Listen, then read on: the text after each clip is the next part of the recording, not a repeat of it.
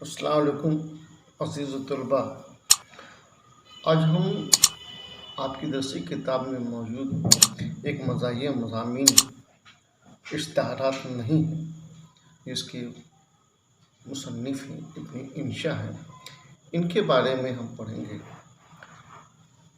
میں اشرف حسین، معلم Urdu high school فرمسیا، ان کے بارے میں کچھ بتانے جا رہے ہیں۔ اس سے پہلے کہ میں گفتگو ان کے بارے میں کروں، جہاں ان کی تصویر آپ کے سامنے موجود ہے، آپ غور کیجیے۔ ان کا اصل نام شیر محمد خاں تھا اور قلمی نام ابن انشا۔ پیدائش 15 جون 1927 عیسوی جالندھر میں، ہندوستان میں، اور آپ کا انتقال 11 جنوری 1979 عیسوی میں لندن میں ہوئی، اور بعد میں آپ کو کراچی میں، پاکستان میں آپ کو مدفن کیا گیا۔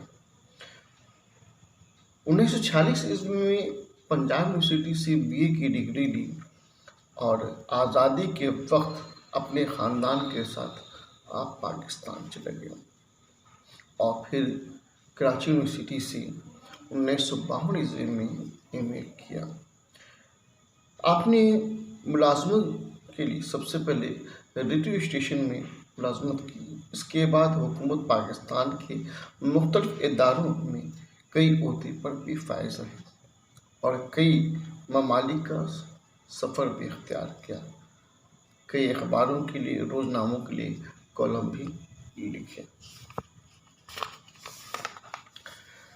آپ کے تصانیف میں چاند نگر، اس بستی کے ایک کوچے میں، دل وحشی، بلو کا بستہ، قصہ ایک کنواری کا، یہ جرمن زبان میں، وہاں کی شاعری کا اردو میں ترجمہ کیا۔ ایک سفر نامہ میں آوارہ گرد کی ڈائری، دنیا گول ہے، ابن بطوطہ کے تعاقب میں، چلتے ہو تو چین کو چلیے، نگری نگری پھرا مسافر، اور مزاحیہ مضامین میں اردو کی آخری کتاب خط انشا جی کے خمار گندم، آپ سے کیا پردہ، اور باتیں انشا جی کی دخل در مقالات۔ ترجمہ میں کئی کتابیں تراجم بھی کی ہیں، جیسے شہر ہونے تک، کارنامے نواب تیسمار خاں کے، لاکھوں کا شہر، اندھا کنواں۔ آپ کی درسی کتاب میں جو مضمون ہے، اشتہارات ضروری نہیں ہے، یہ ان کی کتاب خمار گندم سے ماخوذ ہے۔ حکومت پاکستان کی جانب سے پرائز انعام 1978 عیسوی کو ملا۔ ابن انشا اردو اور فارسی کے الفاظ کے ساتھ ساتھ محاورہ، روزمرہ اور انگریزی الفاظ کا استعمال اس برجستگی سے کرتے ہیں کہ طنز و مزاح کے ساتھ ساتھ تحریر میں ادبی شان پیدا ہو جاتی ہے۔ ابن انشا نے بے شمار چین کی ان نظموں کا اردو میں بھی ترجمہ کیا۔ ان کی خوبصورت غزل انشا جی اب اٹھو اب کوچ کرو، یہ بہت ہی مشہور اور معروف ہے۔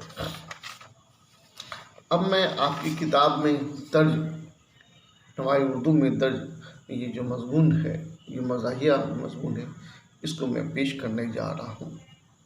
اشتہارات ضروری نہیں کہ اکبر الہ آبادی نے اپنی شاعری میں، نظموں میں طنز و مزاح کو پیش کیا اور شہرت حاصل کی۔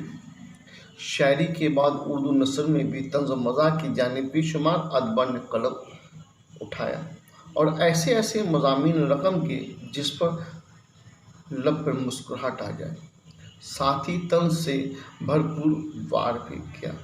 ابن انشا کا یہ مضمون مزاح نگاری کا ایک بہترین نمونہ ہے۔ اس کی سب سے بڑی خوبی یہ ہے کہ معمولی، عام فہم اور روزمرہ کی باتوں کو اس طرح پیش کیا ہے کہ جس سے بے ساختہ ہنسی آ جاتی ہے۔ یہ ہنسی قہقہے کی شکل میں نہیں بلکہ مسکراہٹ ہی کی حد تک محدود ہوتی ہے۔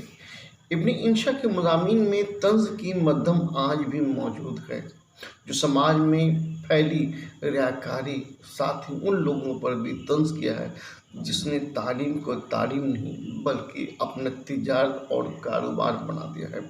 ہر جانب صرف اور صرف مختلف چیزوں کی تجارت کا ایک اعلیٰ جامہ بنا کر پیش کیا ہے۔ اسپتال نہیں جہاں مریض صحت یاب ہوتے ہیں بلکہ یہ کاروبار ہے۔ زندگی کے سبھی کام صرف اشتہارات کے ذریعے حل ہوتے نظر آ رہے ہیں۔ انسان نے سوچ کو محدود بنایا ہے، انسان کا ذہن ادھر ادھر بھٹکتا رہتا ہے۔ ابن انشا نے اپنے مضمون کی ابتدا ایک ایسے انسان سے کی ہے جو زیادہ نہیں سوچتا، مگر جب اس سے زیادہ سوچنے اور چابک دستی کا حکم دیا جاتا ہے تو دوسری دفعہ کام کو چابک دستی، پھرتی اور مزید سوچ و فکر نے لطف پیدا کر دیا ہے، اور یہ کہ ایسی چابک دست ذہن انسان پر طنز بھی کرتا ہوا نظر آتا ہے۔ ابن انشا نے اپنے مضمون میں دوسری جگہ اشتہارات میں اپنی ذمہ داری اور ایک فرد کی خوبیوں کو ظاہر کیا اور کہتے کہ میں اس کا ذمہ دار ہوں۔ بے شمار لوگ اخبار میں ضرورت اور اطلاع کے لیے اشتہارات چھپواتے ہیں، مگر مضمون نگار نے عرض کیا ہے کہ خدا کا شکر ہے کہ میرے پاس سبھی چیزیں موجود ہیں اور وہ بھی الگ الگ کمپنیوں کی، اس لیے مجھ سے رجوع نہیں کریں، یعنی کہ اپنا قیمتی وقت ضائع نہیں کریں۔